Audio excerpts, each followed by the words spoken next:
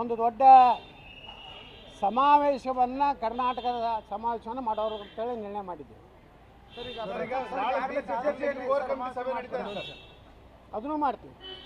ನಾಳೆ BJP core committee ಸಭೆ ನಡೀತಾ ಇದೆ. ಅದರಲ್ಲಿ ಏನಂದ್ರೆ ಬಂಡಾಯ ಇದಿರ್ಬೋದು, ಬೇರೆ ಬೇರೆ ವಿಚಾರಗಳು ಚರ್ಚೆ ಆಗುತ್ತೆ ಅನ್ನೋ ಒಂದು ಮಾತನ್ನು ಹೇಳ್ತಾರೆ. ಯಡಿಯೂರಪ್ಪ ಹೇಳಿದ್ದಾರೆ ನಾಳೆಯ ಯತ್ನಾಳ್ ಅವರ ಇದು ಅಸಮಾಧಾನಕ್ಕೆ ಉತ್ತರ ಸಿಗ್ಬೋದು ಅಂತ ಹೇಳಿದ್ದಾರೆ. ನೋಡೋಣ ಯಾರ್ಯಾರು ಉತ್ತರ ಕೊಡ್ತಾರೆ ನೋಡೋಣ. ಎಲ್ಲ ಉತ್ತರಗಳಿಗೆ ಸದಾ ಸನ್ನದ್ಧರಾಗಿ ನಿಲ್ತೀವಿ ನಾವು. ಅಂಜೆಲ್ಲ, ಅಳಕೆಲ್ಲ, ಮುಖ ಸಪ್ಪು ಮಾಡಿಲ್ಲ. ದಿಲ್ಲಿದಿಂದ ಹಸನ್ಮುಖರಾಗಿ ಬರ್ತಾ ಇದ್ದೀವಿ. ಅದ್ರ ನೀವು ತಿಳ್ಕೋಬೇಕು.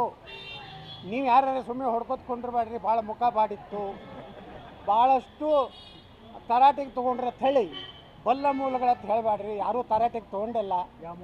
ನಮಗೆ ಎಲ್ಲರೂ ಸಹಬಾಸಿಗಿರಿ ಕೊಟ್ಟಾರ ಮತ್ತು ಅವ್ರು ಕೊಟ್ಟಂಥ ಶೋಕಾಸ್ ನೋಟಿಸ್ಗೆ ಉತ್ತರ ಕೊಡ್ತೀವಿ.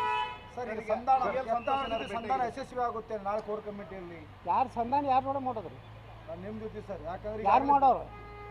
ಬಿಜೆಪಿ ಕೋರ್ ಕಮಿಟಿ ಅವ್ರ್ಯಾಕೆ ಸಂಧಾನ ಮಾಡ್ತಾರೆ ರೀ? ಅವ್ರು ಭಾಳ ಹೈ ಪವರ್ ಕಮಿಟಿ ಇದು.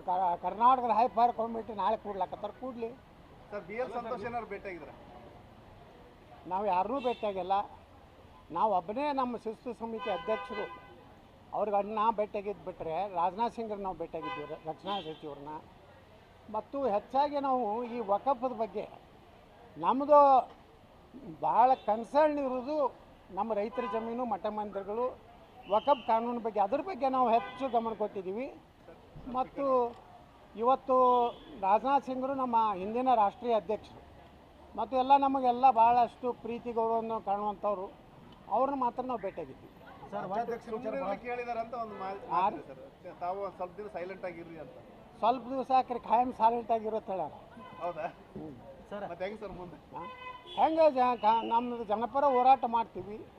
ಕಾಂಗ್ರೆಸ್ ವಿರುದ್ಧ ಭ್ರಷ್ಟಾಚಾರ ಅನ್ಯಾಯದ ವಿರುದ್ಧ ಹೋರಾಟ ಮಾಡ್ತೀವಿ. ಅಂದ್ರೆ ನಿಮ್ಮ ನಾಯಕರ ವಿರುದ್ಧ ಧ್ವನಿ ಎತ್ತಲ್ಲ?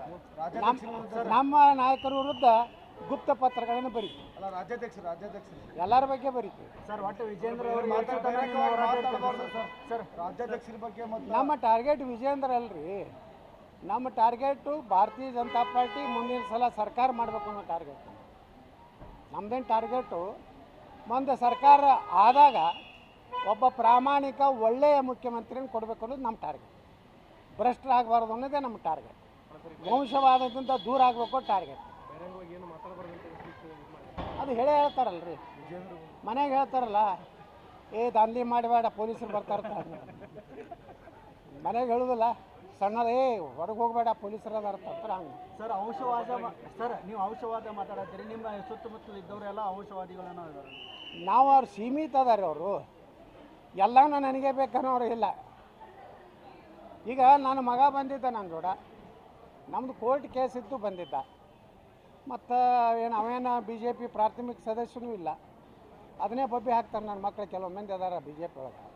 ಯತ್ನಾಳರು ತಮ್ಮ ಮಗನ ಕರ್ಕೊಂಡು ಹೋಗಿದ್ರು. ಅವನು ಬೇರೆ ಕೆಲಸಕ್ಕೂ ಬಂದಿದ್ದ. ನಾವೇನು BJP ಒಳಗೆ ಟಿಕೆಟ್ ಬೇಡಲ್ಲ, ನಮ್ಮ ಮಗ ಟಿಕೆಟ್ ಕೊಡ್ರಿ, ನಮ್ಮ ಮಗನ ರಾಜ್ಯಾಧ್ಯಕ್ಷ ಮಾಡತ್ತೀವಿ, ನಾವೇನು ರಾಜ್ಯ ಯುವ ಮೋರ್ಚಾ ಅಧ್ಯಕ್ಷ ಮಾಡತ್ತೆ ಕೇಳಿಲ್ಲ.